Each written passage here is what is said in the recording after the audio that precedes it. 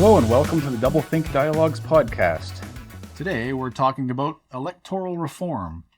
So, as you've probably known from several of our previous episodes, this year in England is an election year, and that brings a lot of things into question, some of which we've already discussed. But one of them that comes up, and it comes up in Canada as well regularly, and I think in the US since Trump and Biden primarily. But this is the concept of electoral reform.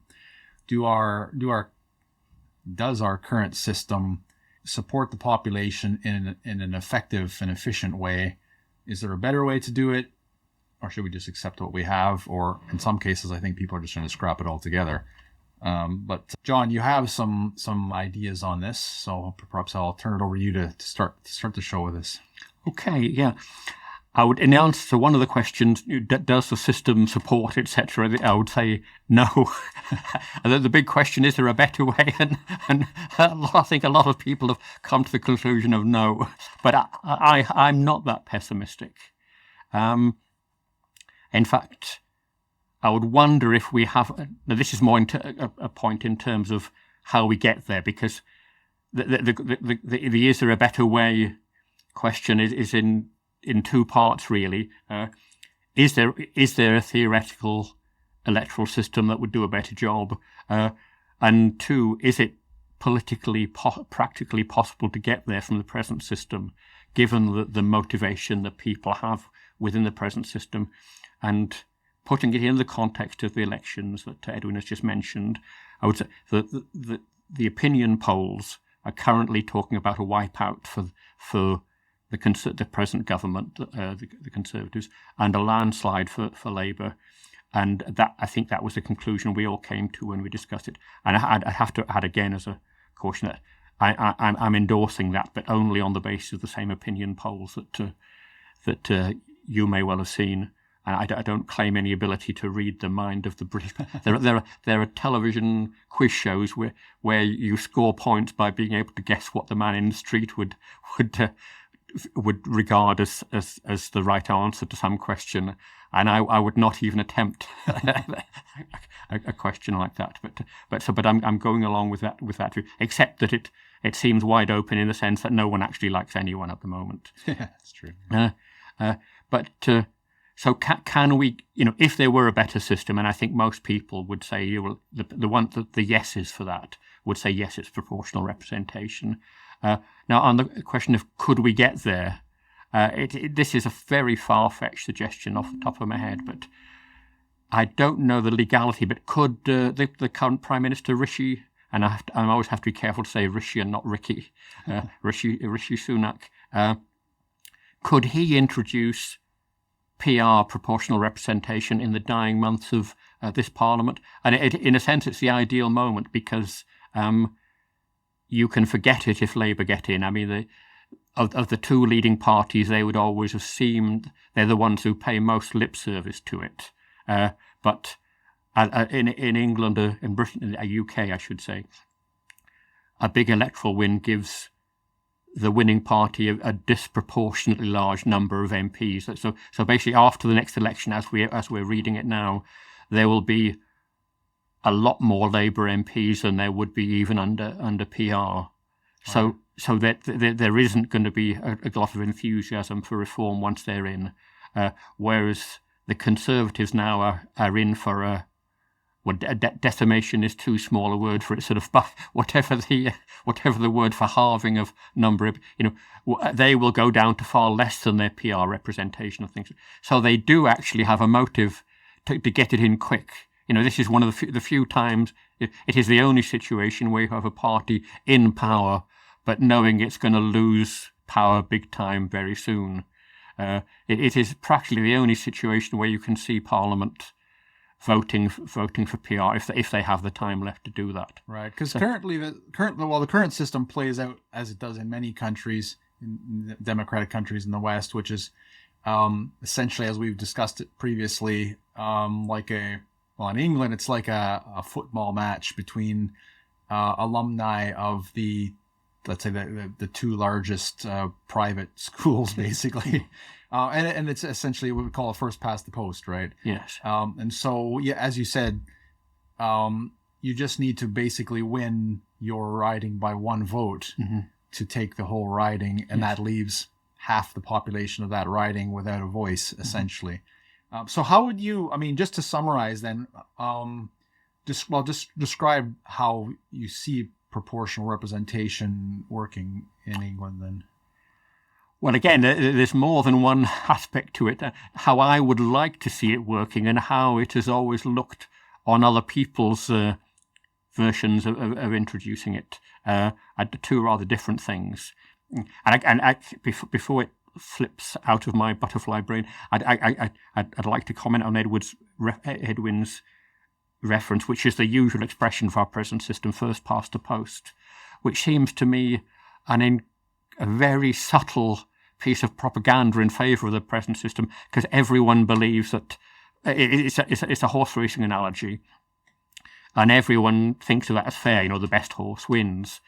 But you'd have to imagine a horse race in which the third, fourth, and fifth horses kind of take some of the speed away from the first two horses. So actually, it's not just a question of the best two horses are running. It's what other horses are in the field will decide the outcome in our system, because the votes are basically shared out among all the contestants. Maybe a lot of the voters are saying, well, okay, those haven't got a chance. I prefer the one who's going to come third, but I'll go for one of the others because they have a chance. But but in general, fairness and horse racing are not good analogies for our present system. So that is by the by. The PR is usually presented, and in this country we have the Electoral Reform Society, which pushes electoral reform, and I think has long backed PR as their preferred system, echoed by the Lib Dem party. And it is, but the kind of instantiation of PR they want is, let's be fair to the Lib Dems, or rather, let's design a system it's like a fishnet. Let's let Lib Dem-sized fish through, and let's stop all the smaller fish. So basically, they want to have elections in regions such that, yes, on the balance of votes in that region, the Lib Dem would get a seat, so you might have 4 or 5 seats in a constituency. So a party with, 10 or 20% of the vote are in with a good chance of a seat. A party with 1% of the vote, which should be entitled to 6 seats across the UK, has no chance anywhere. So that's the kind of PR we've always been promised. Right. So you keep the. I'm just trying to understand sort of. You keep the ridings and the seats. The constituents. Well, the usual version is you actually amalgamate several seats, right, several constituencies, and in Yorkshire, Yorkshire has a county split into 3 ridings, but the county itself is split into constituencies. Each of which elects 1 MP. The idea, as we've had for European elections, we have a much bigger constituency, which returns, well, depending on the flavour you like, but say it returns 5 MPs, you might then have 2 Conservatives, 2 Labour, and a Lib Dem elected. So that's a lot more Lib Dems at the moment. So that's why it is for them it is a better system. And their watchword is fairness, which is not necessarily my watchword, right, for a better system. So let's say we took Yorkshire, which would have a lot of, or even if you divide Yorkshire into whatever it is, west, east, and north, and south, I guess, as well. Yes. So each one of those would sort of amalgamate all the votes, and then you'd separate. Yes, them out yes. And there'd be a complicated, or not, there's an algorithm for saying which people are elected. I suppose each party probably has a list. So when they, as you're counting the votes, they'll qualify for 1 MP, so the top person on their list gets elected, and then as more and more people down the list are given a seat until all the votes have been taken into consideration. Yeah. It's a slightly arcane business. But then no one's required to understand the algorithm. It'll say, these were the percentage of votes, so we gave them. And it roughly seems fair that they had 3, they had 2, and they had 1, say. But nobody smaller would get in, whereas I say, and certainly in the version I would would want of PR. It would be, well, ideally I would want one UK constituency. I'm sure that would boil down to England, Scotland, Wales, Northern Ireland, but at least in England you'd have one constituency returning a lot of MPs. So a person with a few percent of the vote, or a party with a few percent of the vote, would get a couple of seats. All right. Yeah. I mean, it does feel like it would remove the independents almost entirely in most cases. Well, I'm seeing it more as letting them in that you can get. Yeah, I mean, you could have a single, either independent or a party that's with an electoral list of one person who basically, if we get enough votes, our candidate will get a seat, and if we don't, he won't. But I don't know what the share for England would be. Would it be out of 600 for the UK? It might be 450 for England. So you'd only need a 450th of the England vote to claim your one MP, which that share you wouldn't even keep your deposit. At the moment you have to get some percentage of the vote, or you lose some. I think it's something like £500 you have to stomp up to stand. And so at the moment, so somebody who's £500 out of pocket for wasting our time at the moment would get a seat. Yeah, I'm not sure I'm totally in favor of as described. I do think it would make it more difficult for independents to get in. To be honest, just because I think that typically, my impression, maybe I'm wrong, is that the independents will tend to, let's say, have victories in certain smaller ridings, perhaps, and so and they might be swamped, just like totally swamped out by the other parties in the rest of the area. So that's my fear. I can see that point, but I'm thinking that in a constituency at the moment, if you take the number of people who are sort of diehard Labour, diehard Conservative, and even diehard Lib Dem, if anybody is, you'd have to be a very popular independent, and I would think also somebody with a very local platform, right, to get elected. I mean. So it does seem to make it more difficult as an independent, wouldn't you think? Well, I'm thinking in our one member constituencies, even somebody extremely popular is not going to get to the top. It's not going to come out top. Whereas somebody, and I'm trying to think. Say somebody in our present system, because you're relying on the vote, the support of one of the parties in this country, somebody who's out of favour with the party. So if you said, say, Boris Johnson, who is probably unelectable, you might say he's 10% of the population would like to see him in Parliament, right? But that is not enough to get him into Parliament in any constituency. Whereas nationally, he could have his own party and get 45 MPs. If they are crossing, and maybe some more in Scotland and Wales as well. So I'm seeing it as opening a door to independence rather than close. Obviously, it's something you'd need to argue out further, because I'm seeing that as a big plus for the what I call extremely max granularity PR with the biggest possible constituency, and so the smallest percentage of the vote getting getting the seat.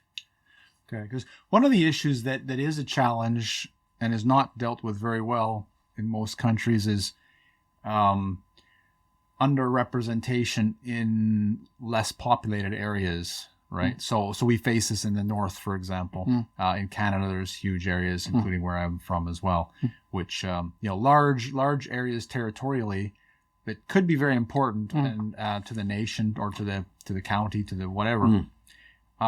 But they don't have very good representation. And in these systems, and almost any of these systems, representation becomes dominated by the largest urban centers, right? Not only do the politicians, not only are there large number of seats in those areas, politicians will also then put most of their energy into those and funding, for example, and attention. And those areas simply come to dominate the landscape. Just to some degree, there's a justification there, but you lose out, as we do in the north, right? In a huge amount of development and infrastructure, even in areas that are like of vital importance. Let's say if you have areas that are for farming or mining or anything like that. Yeah. So you'd need a system ideally that would address some of these things, wouldn't it? Well, I'd concede that PR wouldn't do that. It would still be allocating MPs on the basis of number of votes. So the actual representation of an area that's sparsely populated would be low. But then even under the present system, boundaries are being constantly, intermittently adjusted to get the equal numbers of residents, not necessarily voters, but equal number of people eligible to vote in each constituency. So that does leave lower representation for a sparsely populated area. I suppose those areas do, if they will have a rural vote. If you have a constituency that's entirely rural, then you'll be electing an MP who only has to consider that rural opinion. But I would imagine most of them actually have a town somewhere that's going to dominate. Because the way you've described proportional representation makes me feel like it's a kind of consolidation, as we've been seeing with our councils, and this is going on across England right now, is the consolidation of small councils into regional councils. And I kind of don't like this idea because I don't like the localization of power. I think it tends to then result in the ignoring. Let's say it results in worse services for the smaller communities, right? It always gets dominated by larger communities, and so I don't think that it would necessarily be a positive thing. Looking at the particular issue of rural inhabitants as a distinct group, I hadn't sort of. It's not an issue I considered before. But I'm seeing that actually, you see, the idea would be that, say, a Boris Johnson, who or even a famous author, or people who would have no chance unless selected. Yeah, for all those people now, their route to Parliament is being selected by one of the major parties as their candidate. Right. Under PR, though, you have a potential, say, for a rural dwellers party that takes in the votes of rural people from the whole of the UK and gets them some number of MPs, and those MPs are dedicated to the feelings of rural people. So, if you as a group, the thing is, you can be a group, you can be a voting bloc that is geographically distributed. You don't have to be a voting bloc in a small local constituency. So if you can scrape up the votes nationwide, then you're in. So do you see this? Because the way I interpreted your description before was that there was a regional system more or less, but do you see it as several regional PR systems and on top of that a national one, or just the national? Yeah, I may have confused the two things. I'm thinking of the sort of view put forward by Roy Jenkins, say, who was Labour and then various other things and Lib Dem. So the sort of the officially preferred PR version, which is constituencies of maybe 5, each warranting maybe 5 MPs. So, a step between the present 1-member constituency, a step up from that. So you've got a constituency of 5 MPs, where I'm going to say an England constituency of 450 with a Scotland of 100, whatever the numbers are, or ideally a UK constituency with 650 seats to share out. So you see this sort of spread over the whole country. Yes, as a PR you can get system. You as a rural man, or a join China MP, whatever you are, you can tout for votes everywhere. You need a 650th of the national vote, and you can get them wherever you can get them. Whereas at the moment you have to get them within one small constituency where most of the people are already committed one way or another. So you're saying that there'd be like a farmers first, yes, and then like a North Yorkshire, yes, kind of yes. How would you? Well, I guess your representation would come from that it's a difficult one to wrap your head around. Well, the thing is, then, and this is, I mean, I'm a fairly recent convert to, well, not really a convert, coming to terms with PR. I mean, I was not being for it, in the past. Let's say we had a referendum on AV, which I would like to come back to, but a lot of people were poo-pooing and saying, that's a pathetic reform, we need PR. And at that point, I was anti-PR, and I'm still not very pro it. But I'm thinking maybe it's the best of a bad job.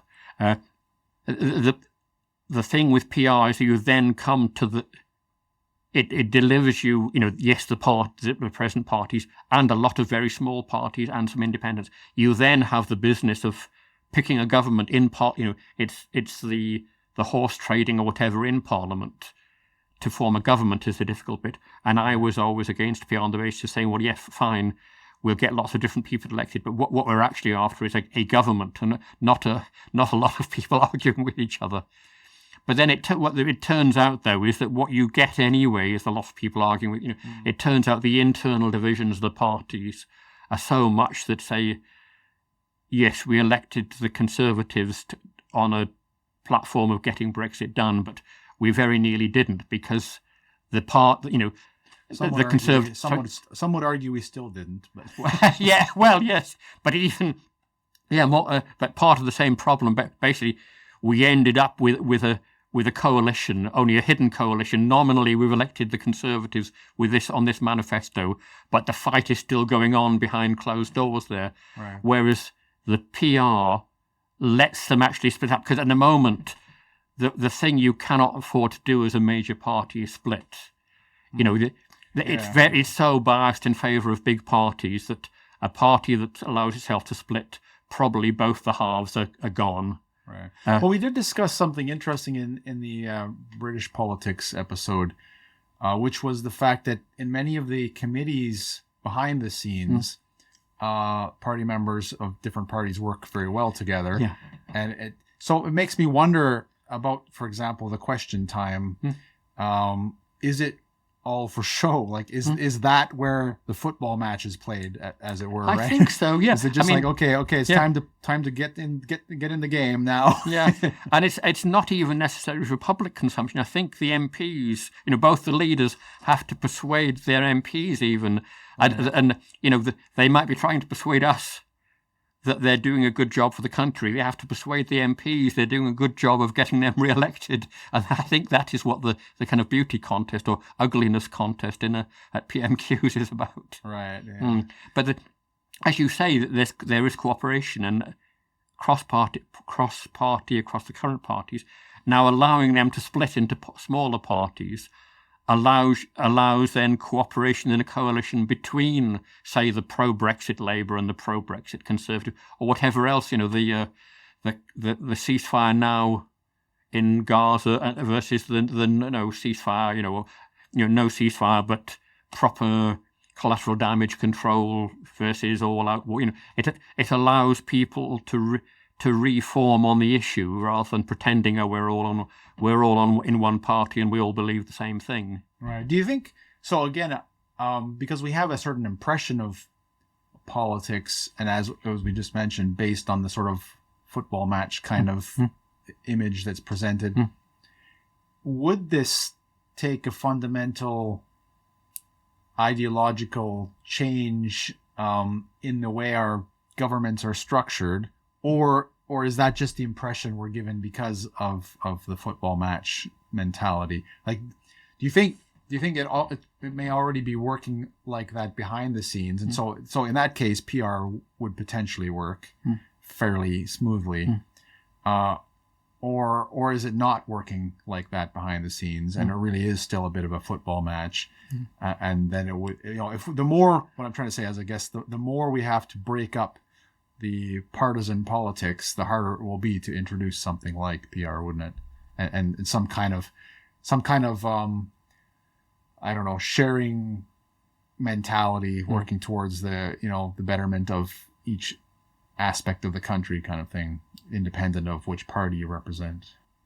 I think the trouble is that the present grouping, too hard grouping, it is partly a facade in that they don't all. I mean, I've abstained from joining political parties for most of the time over many years, on the view that, well, they all think this, and I'm over here somewhere, and think, well, no, actually, they're all spread over. I'm pretty, whichever party you name, I'm closer to their core beliefs than they are, sort of thing. Is that they're all pretending to and then when the biographies come out, you realise how much they hated each other and disagreed with each other within their own party. And the part of this would be to let that come out, so we can actually see what they believe and vote for it. You can get rid of the ones that are really crazy. Yeah, yes, get rid of and know what your MP.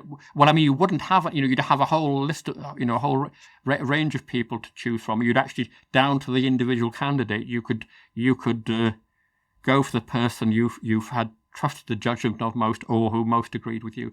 Whereas, I mean, here in our constituency, you have an MP whose very successful electoral tactic is to be virtually apolitical. Right, so, least offence, particularly to the main opposition group, to the Lib Dems. Whereas I would like to be finding someone you'd think, oh, well, actually, I think he's, whether it's an author, I mean, there are several or a blogger, or somebody, or a television, well, not because television presenters have a degree of neutrality, but so you, I think you could probably get, if they stood for Parliament under PR, you could pretty well know in advance what their politics were. But basically, there's a chance that you could actually vote for somebody who had some kind of, shared mindset with yourself. Whereas at the moment, all you know is that your candidate, for your preferred party, your candidate is doing a good job of pretending to believe in the party line. Whether he actually does, you don't know, and where that party line is going to go, you don't know. Yeah, I mean, the way you've described it, I kind of almost feel like you'd lose local constituents, like you wouldn't really have anyone to go to. That's it. You do lose. It is the death of the local, in a sense. I mean, you still may be over a wider area, because, I mean, you can pick up people who vote local, and there are people.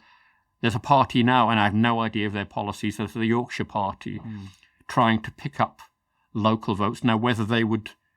Now, I'd presume that under PR they would already have an MP or two. And I doubt if they ever will have under the present system. If they had an MP or two, let's say it's a Yorkshire-wide party, and I don't know for sure if it is. And they could even, if people move, you may have some fanatical Yorkshiremen working in Cornwall. They could pick up their Yorkshire Party vote anywhere. Right, but what I'm curious about then is, I mean, in Yorkshire, 3 communities come to mind as being dominant, if I'm not mistaken, which would be York, Leeds, and Sheffield. Now, there might be another one or two, but I mean, where we are in Harrogate is fairly large town, but it's not anything that would challenge those. So, would you not run into the issue that those 3 would receive most of the attention, let's say, from a political party or constituents? I suppose. I mean, if you had a party whose manifesto was to put Sheffield first, they might well get an MP. But even if it was to put York, because you're talking about divide. Okay, so let's say you're talking about the Yorkshire first vote. So then you have to, let's say you get support all across the country for that party, enough to give them 3, 4, 5 MPs.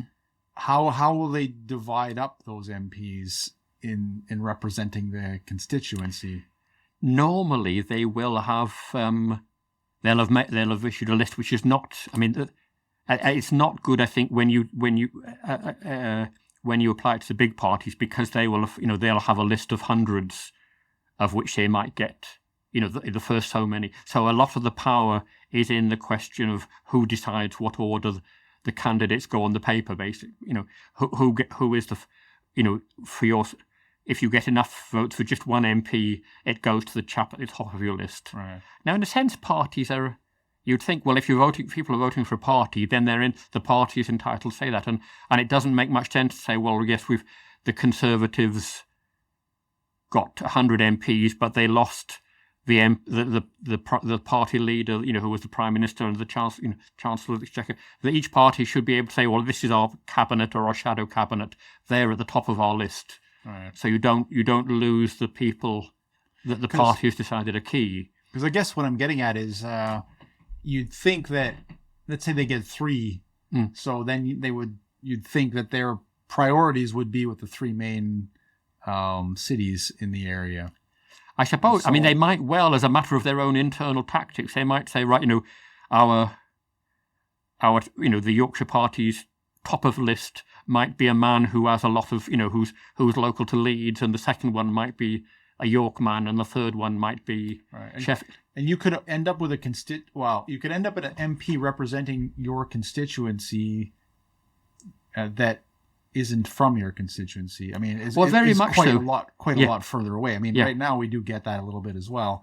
But they could be from Sheffield, for example, which is an hour drive away, which is long distance in England, by the way. Yes. You would have that, and I mean, the whole idea would be to let in people whose support is drawn from, over the whole country. Their 0.5% of the vote has been spread thinly everywhere. So the question of where they are and where their voter is has to be academic. And that is the way we're moving to an internet world where, your goods are, who knows where your goods are coming from, who knows who you're chatting up on a Dateline or who you're conversing with, whose podcast you're listening to is not a local issue anymore. Yeah. If I could, I mean, there's some parts of it that are definitely attractive, and I think it would involve probably the use of technology to properly sample opinions across the country and then figure out how to. Because one of the things I'm interested in is how can you make a society more democratic.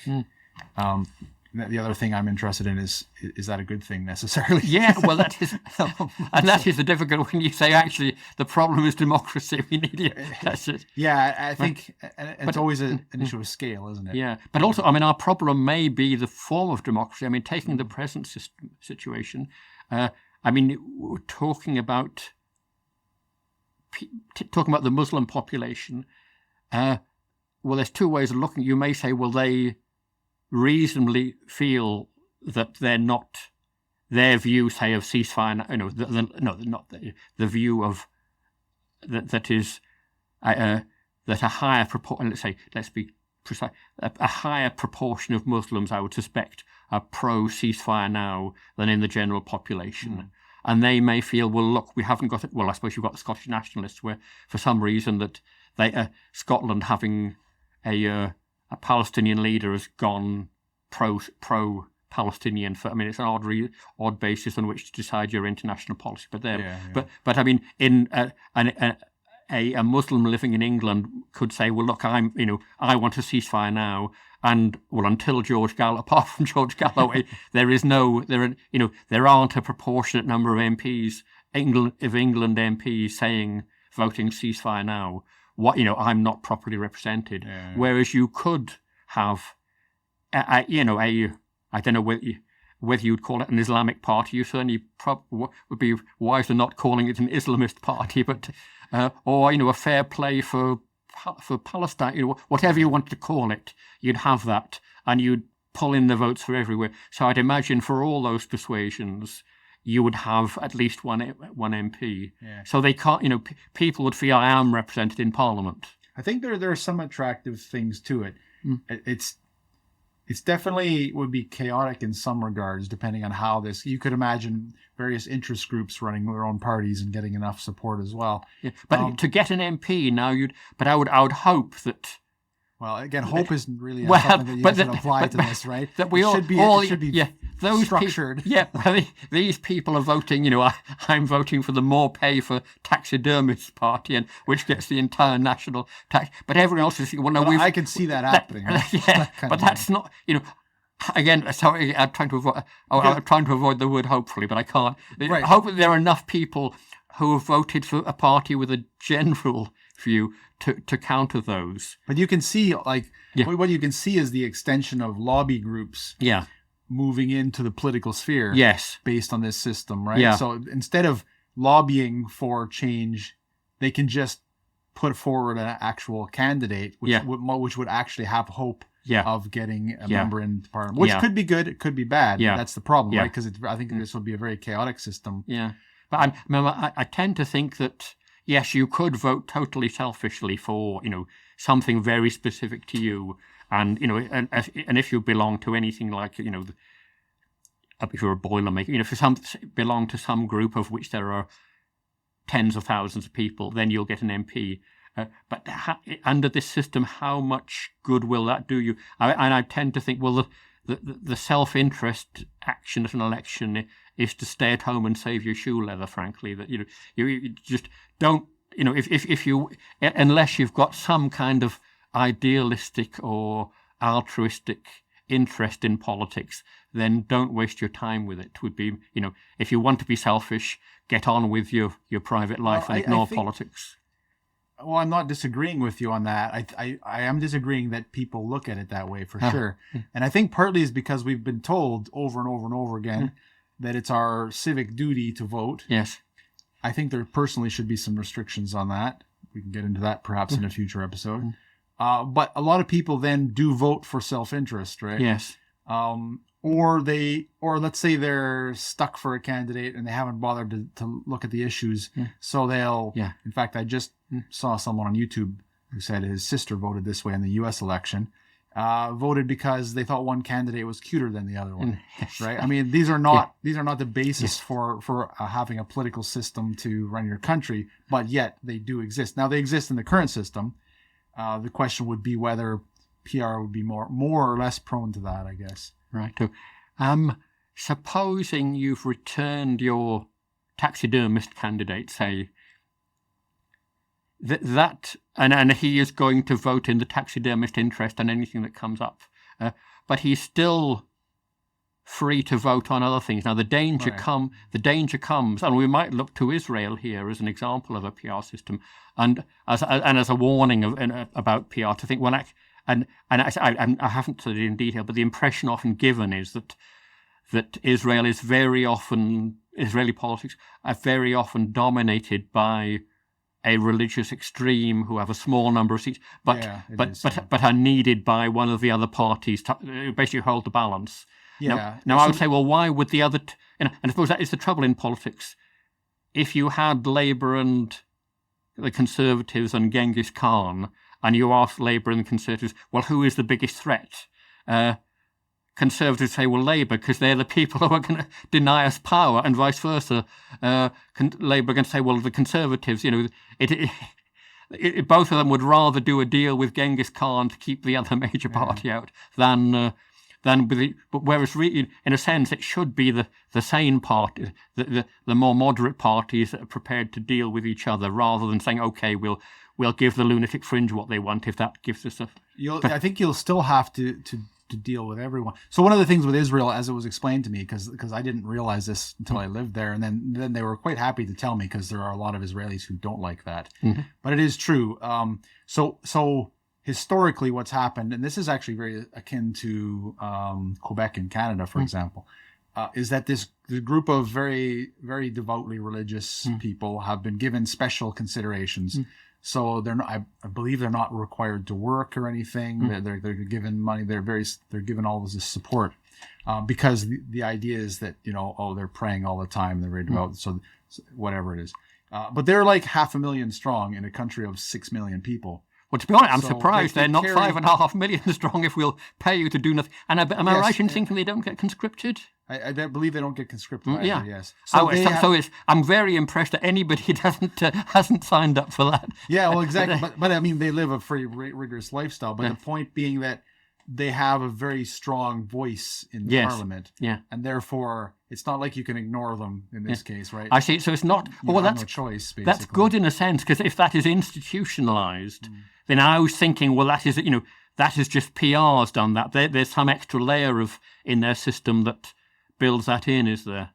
Yeah, it's built in. Because that's what I'm afraid of. Whatever you think of the equivalent would hold that power. But the measure I'm thinking of to counter that here, because basically, yes, let the taxidermist, if it's an issue, taxidermists versus the rest, we can have a vote, and the nons will win by 649 to 1 sort of thing. On all the other issues, at present, the taxidermist can trade off his vote and say, all right, I will vote for you on economic policy or the budget, but I want your support for this, especially big pensions and tax subsidies for taxidermy materials or whatever. I would suggest a system of secret balloting in Parliament with a 5-year disclosure period. So actually you don't have the trade-off, you can't sell your vote to one of the big, your vote as an independent or a small. You can't trade your support on other issues, because no one will know what you voted until 5 years. I mean, the electorate will eventually, basically, if you got somebody who was an out-and-out Marxist who got elected on that manifesto, or somebody got elected on whatever the public wanted, and turned out to be always voting for something very different, 5 years down the line they'd be found out. But in terms of day-to-day politics, you couldn't have a deal, because no one would know if you were delivering. Yeah, that's interesting. I mean, so I think we're getting a bit long now, but one of the things we haven't brought up is the leadership of the country as well. And that could be very interesting and very chaotic under such a system. But what I'm kind of in favor of is more of a council almost leading the country, which could then potentially balance this out a little bit. Because let's say you have an issue that comes up in the news that triggers one fairly large demographic, and you could then get a swamp in an election of that kind. And this leads into many dark places. Consider that I'm a science fiction writer, so my mind goes all over the place with this stuff. You could then, in the darkest of visions, you could imagine groups triggering such events. For that particular purpose. And if you don't think this happens, you just have to watch what's going on in the US in certain cases, not specifically with political parties, but with individuals trying to get celebrity status by claiming racist events against them, which have shown to be fake, right? And a lot of events, you think, well, who gains from this? And it's the not the victim themselves, but the party claiming to represent that victim. Exactly, yeah. Yeah, so you could pick on any group of this kind of thing, which have a very strong base surrounded by a fairly narrow issue, essentially. And you could get a lot of support for that party. And that could radically change the direction of the country very quickly, right? And so I guess I think such things have happened. Yeah. I think there was some kind of, I won't say, that people now would say extreme, but there was cases of violence against black people in the 50s that maybe turned us away from a tight immigration policy.